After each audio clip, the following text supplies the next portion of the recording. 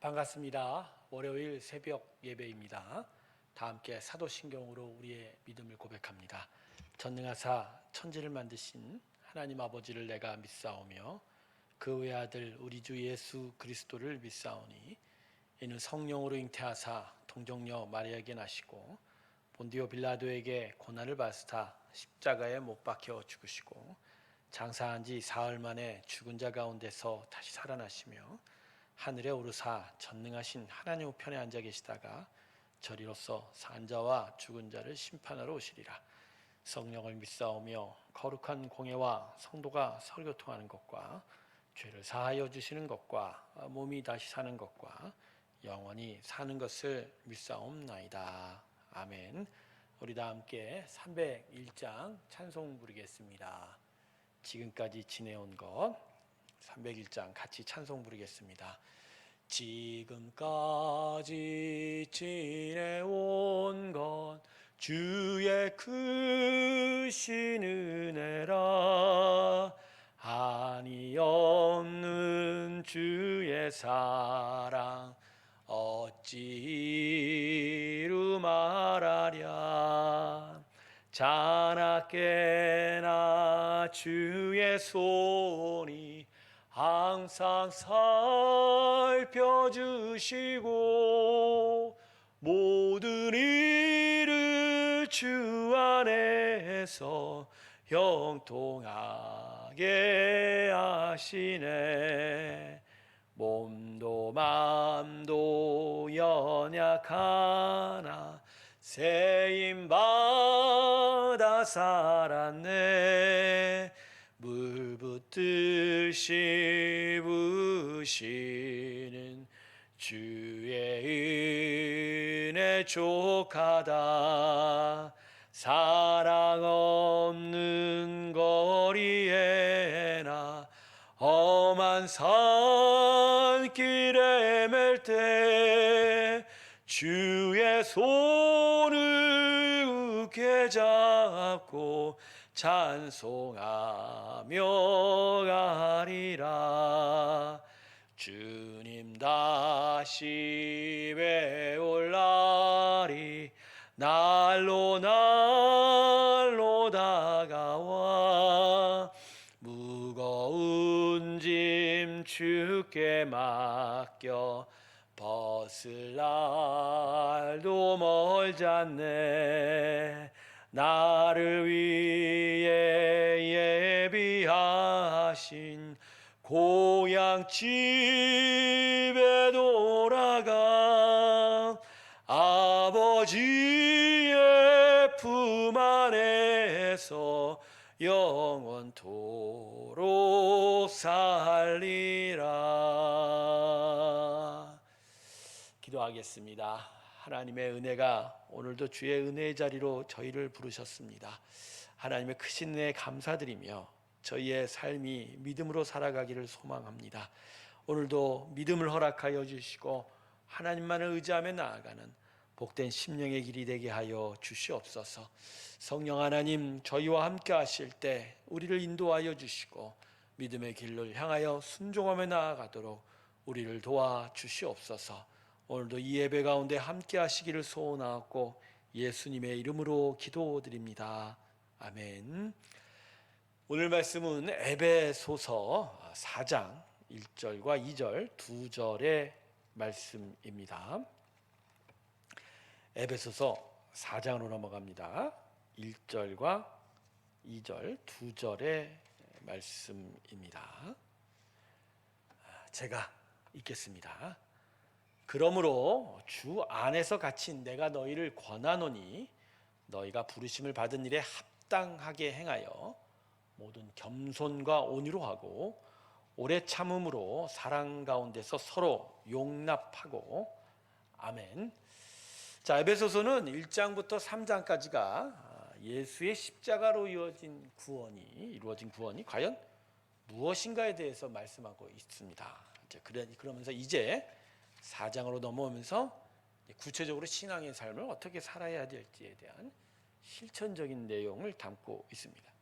그래서 오늘 말씀은 이 실천적인 내용의 첫 시작으로 본문 1절에서 이렇게 말씀하고 있습니다. 너희가 부르심을 받은 일에 합당하게 행하여. 그러니까 우리에게 이루어진 십자가의 구원의 은혜에 따라서 그에 합당한 구원의 삶을 살아갈 것을 이제 가르치고 있는 거죠. 그래서 성도 여러분, 우리의 신앙의 삶의 초점은 하나님께서 베푸신 십자가 예수의 구원의 은혜에 어떻게 반응하고 사느냐입니다. 하나님께서 우리에게 베푸신 구원의 은혜와 십자가의 사랑은 완전하고 완벽합니다. 그래서 우리의 신앙의 삶의 문제는 우리가 하나님부터 받는 것이 문제가 아닙니다. 우리가 하나님께 받을 것에 대한 그 양, 그 크기가 문제가 아니죠. 문제는 하나님의 은혜와 사랑에 대해서 우리가 어떻게 반응하고 응답하고 사느냐, 이게 우리의 신앙의 삶의 초점과 문제가 되는 것입니다. 그러므로 여러분, 우리들의 구원의 삶에 대한 기도와 묵상 가운데 항상 있어야 할 것은 나는 지금 하나님의 크신 은혜와 사랑에 대해서 어떤 마음과 자세로 응답하고 사는가인 것이죠. 여러분, 우리 자신을 가만히 살펴보십시오. 우리가 생각하는 것이 하나님의 은혜가 부족해, 하나님의 사랑을 내가 정말 느낄 수 없어, 이것에 대한 것입니까? 아니면 내 자신이 하나님이 주신 크신 은혜, 이 사랑에 어떻게 응답하고 살아가느냐에 대한 것입니까? 어쩌면 우리 대부분이 전자의 생각으로 우리의 신앙의 삶을 생각하고 있지는 않은가 합니다. 하나님의 은혜와 사랑이 부족하단 말입니다. 하지만 아닙니다. 하나님의 은혜와 사랑은 완전합니다. 결코 부족함이 없는 거예요. 여호와는 나의 목자시니 내게 부족함이 없으리로다. 그래서 여러분, 우리에게 항상 먼저 있어야 될 것은 항상 자기 자신의 심령과 행함에 대한 되돌아봄입니다. 오늘 우리에게 있어야 될 묵상과 기도는 또한 세상 환경과 타인의 행동에 관한 것이 먼저가 아니라 하나님의 베푸신 은혜와 사랑의 양과 크기는 더더욱 아니라는 거예요. 우선적으로 자신의 심령의 자세와 중심, 그리고 행함에 대한 것을 살펴봐야 합니다. 이것이 하나님의 앞에 선 우리들의 바른 마음과 자세일 겁니다. 언제나 자기 자신의 마음과 행함을 되돌아보는 우리의 심령 되길 주님의 이름으로 축원합니다. 자, 그러면 우리에게 베푸신 하나님의 은혜의 부르심에 합당하게 행하려면 우리는 어떻게 해야 할까요? 오늘 본문은 두 가지의 구체적인 행함을 우리에게 가르쳐주고 있습니다. 첫 번째는 겸손과 온유로 행할 것을 가르치고 있습니다. 먼저 겸손은 다른 사람보다 낮은 자세를 의미하는 그런 상대적 비교의 관점이 아닙니다. 그리고 외양으로 자기 자신을 낮은 자리에 앉히는 어떤 형식과 거칠애가 아니죠. 겸손은 하나님 앞에서 낮은 자세와 마음을 가리키는 절대적인 가치입니다. 그러니까 하나님을 믿는 사람은 항상 낮은 마음과 자세로 살아야 하는 거죠. 하나님은 온 우주 만물을 창조하신 하나님입니다. 뿐만 아니라 지금도 살아계셔서 세상을 통치하는 분이 우리 하나님이시죠. 그러므로 이러한 하나님을 믿는 신앙인들은 이 하나님의 통치와 하나님의 이 창조를 인정하기 때문에 세상 모든 일에 있어서 하나님 앞에서 낮은 마음과 자세를 가지는 것입니다. 하나님에게 주인된 권한이 있음을 인정하고, 그래서 하나님의 다스림과 통치에 순종하는 마음을 가지게 되는 거죠. 다음으로 온유는 잘 훈련된 상태를 가리키는 겁니다.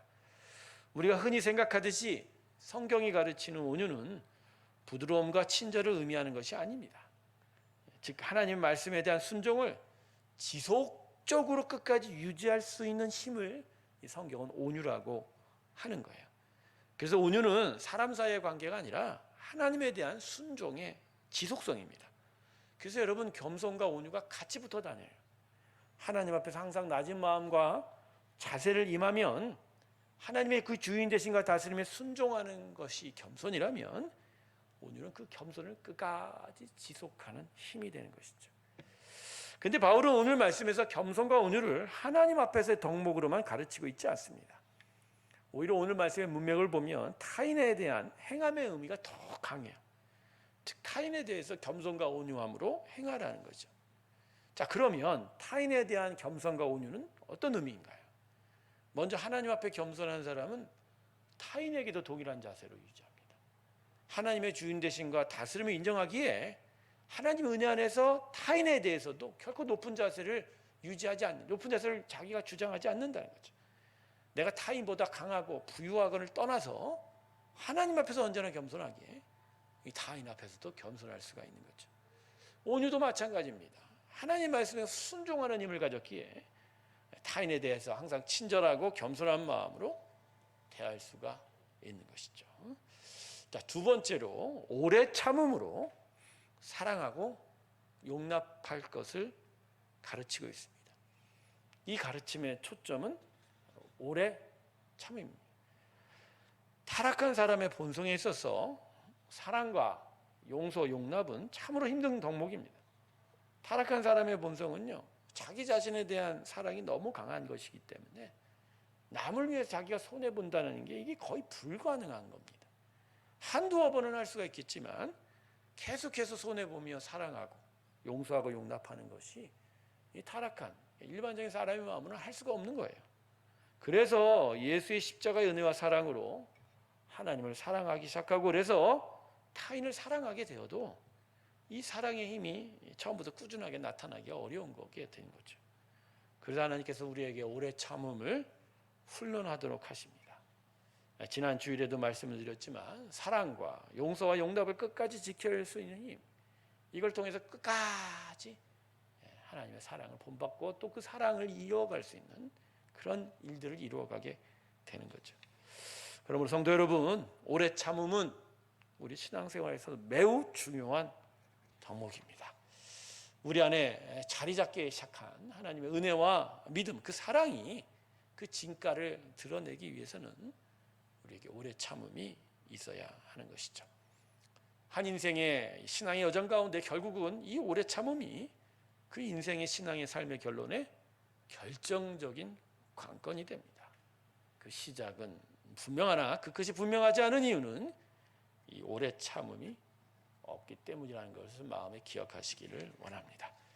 그래서 믿음, 사랑, 소망 가운데 마지막 덕목인 소망을 데살로니가전서 1장은 소망의 인내라고 말씀하고 있는 겁니다. 결국 인내, 오래 참음으로 그 소망이 결국 응답받게 된다. 오래 참음, 인내가 우리에게 훈련되고 쌓여가길 주님의 이름으로 축원합니다. 말씀을 맺겠습니다. 부르심을 받은 은혜를 크게 기억하고 그것에 감사한다면 우리는 모든 겸손과 온유로 또 오래 참음으로 우리 안에 시작된 믿음과 은혜와 그 귀한 역사의 구원의 일들을 우리 끝까지 이어갈 수 있게 될 줄로 믿습니다.